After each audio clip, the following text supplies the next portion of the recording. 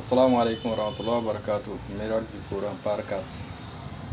Le plus grand secret de la Lune dans le Coran. Depuis l'Antiquité, les philosophes et scientifiques comme Aristote, Ptolémée et d'autres, sans oublier la Bible, Genèse 1, 16-18, pensaient que la Lune avait sa propre source de lumière, tout comme les étoiles et les planètes. C'est en 1609 que Galilée a utilisé son télescope pour observer la Lune de plus près et a découvert que sa surface était rugueuse et montagneuse et qu'elle reflétait simplement la lumière du Soleil. Cette découverte a été confirmée plus tard par d'autres scientifiques comme Johannes Kepler. Ainsi, il a été établi que la Lune ne produit pas sa propre lumière, mais qu'elle réfléchit la lumière du Soleil. Pourtant, plus de 1000 ans en arrière, Allah nous disait ceci sourate 25, verset 61. تبارك الذي جعل في السماء بروجا وجعل فيها سراجا وقمرا منيرا. Allah qualifie le soleil de siraj, qui veut dire lampe. Aujourd'hui nous savons que le soleil est principalement composé de gaz, et l'une des définitions du mot lampe, c'est un gaz combustible. Donc le Coran a la meilleure définition du soleil. Et cela avant tout le monde. Petite précision, qui était nécessaire pour nos détracteurs. Mais la lune est qualifiée de muniran, qui veut dire lumineux. Quelque chose de lumineux, c'est une chose qui émet, réfléchit ou reçoit beaucoup de lumière. Étant donné que juste avant, Allah qualifie le soleil de siraj, si la lune faisait la même chose que le soleil, il aurait utilisé le même mot, mais à la place il a utilisé muniran, pour bien appuyer la différence entre les deux, et nous faire comprendre que la lune n'émet pas de la lumière, mais réfléchit plutôt la lumière du soleil. Mais ce n'est pas tout.